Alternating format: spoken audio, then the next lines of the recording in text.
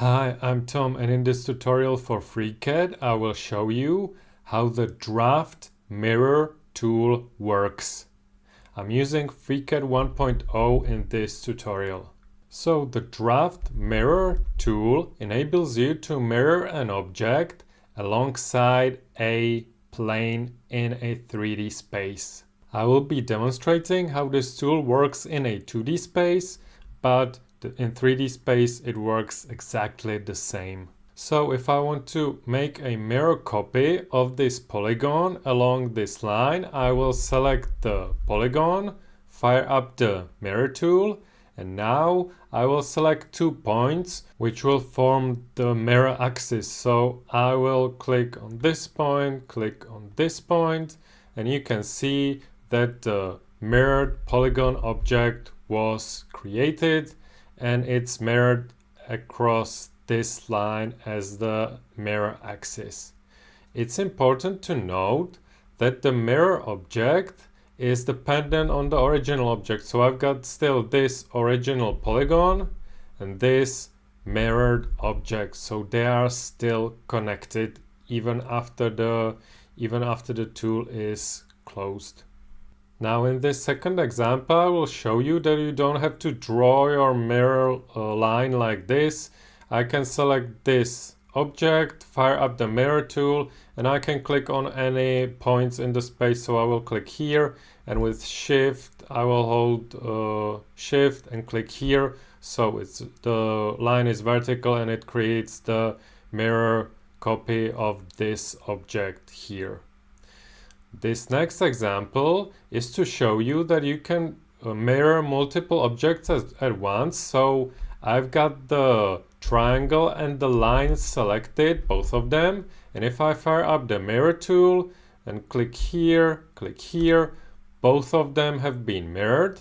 But now it's important to see that these two mirrored objects are again independent. So this is mirrored line and this is mirrored polygon. So I can work with them independently. But if I wanted for this to behave as a one mirrored object, what I can do, I have an example of this plane and I prepared a group here, and if I place all of these objects, I will select them and place them into the group. So now they are in the group, and I will deselect them and just select the group and mirror the group. You can see that the objects were mirrored. And you can see also the disadvantage of mirroring the group, and that's that the original line thicknesses have been mirrored to the default ones. This didn't happen here, so you can see the difference. Now with the group, what's nice is that if you want to add some mirrored object to the group, you can easily do that. So if I create a circle up here and I will insert the circle into the original group, so I'll drag and drop it like this, it was placed inside of the group and it's automatically mirrored. What's also nice, and it doesn't happen only with the group but also with the objects, if I adjust or change the original objects, the mirrored objects change too. So if I select this polyline and I will use the stretch tool, so I will stretch it like so, it changes also on the mirrored side, so this is really nice. Okay, now let me mirror this polygon, and some things don't mirror. So if I select this polygon and I go to the view properties and I change the color of the polygon, the original one is changed and the mirrored one is not changed. This is because if I look at the properties of the mirrored polygon, it has got independent view properties. So I could change the shape appearance of the mirrored one independently of the original. But if I look at the data properties, you can see that the data properties are copied from one another. So the data properties are copied, the mirrored, the view properties are not. So if I go to the original polygon and change the radius, because it's data, this one is copied across. Now let's look at the movement of original objects. So if I select the polygon, you can see that the placement is in the data properties. So if I would move this object, the mirrored one also moves along the mirror axis. So this is really nice. But if I select the mirrored object and I move this one, you can see that it moves independently of the original one, but the mirror is still there. So now if I would move the original one and I would move it up like so, the mirrored object would move the same as the original one. So the movement is kind of dependent only in one direction. And if you want to reset this movement, you can select the polygon and go to the placement properties, position, and change all of the positions to 0 because this is the original position of the mirrored object.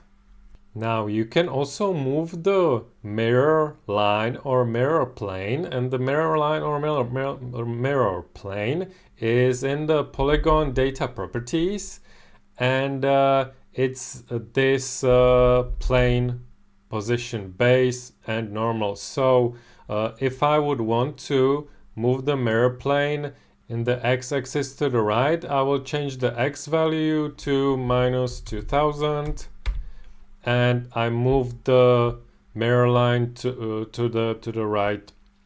You can do this by inserting the coordinate values, or you can enter the edit mode of the mirror plane by either double clicking on the mirrored object or right clicking and selecting edit mirror plane, and this shows where the mirror plane is located. So I could actually interactively move it like so, and you can see that the mirror object immediately moves. Now exiting this mirror edit mode is a bit tricky. What you have to do is first deselect the mirror plane, so click somewhere in the space, and I'm still in the edit mode. So to exit the edit mode, I will hit escape. You can also see when I will enter the edit mode that the plane is in 3D, and I could actually even rotate it, and then the mirror operation is in the space, but I would not recommend this because then I really don't know how the result will be. Now what sometimes happens to me is that I mirror an object or multiple objects, and so they are connected like this, which is nice. But what if I wanted to delete the original object and leave just the mirrored one?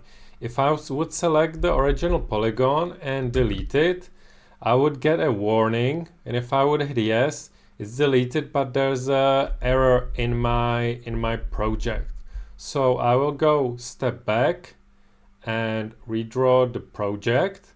And what I need to do in this case is to downgrade the polygon so that both of these will be independent. So I will downgrade the mirrored object. I will select the mirrored object and use the draft downgrade tool. I will click this arrow, and now this object is independent of the original one. It's the face, and this one is the polygon. So now I can delete the original polygon, and I can work with this one independently. Now let me show you last thing, and that's I will again mirror this object like so, and I want to work with these independently. I want to edit this polygon. I don't want to delete this one. I want to just edit this one independently. So I will again use the draft downgrade tool. So now this one is independent, but it's phased. So for instance, I cannot use the edit mode, etc. And if I want to work with this as with polygon, I can upgrade this object. So I will upgrade it, and actually now it's not polygon, it's wire, but it's possible to edit the wire and work with it much more efficiently than with the face object. Now what's important to note that on the backend, the draft mirror tool works the same as the part mirror tool. Only the basic setup is different, but once you create the draft object, these two tools work the same, so the draft and the part mirror tool. Okay, so this is all you need to know about the draft mirror tool. If you like using FreeCAD, consider supporting the project by donating to it. The link to the donate page is in the description box below. I hope this was helpful, and I will see you in the next one.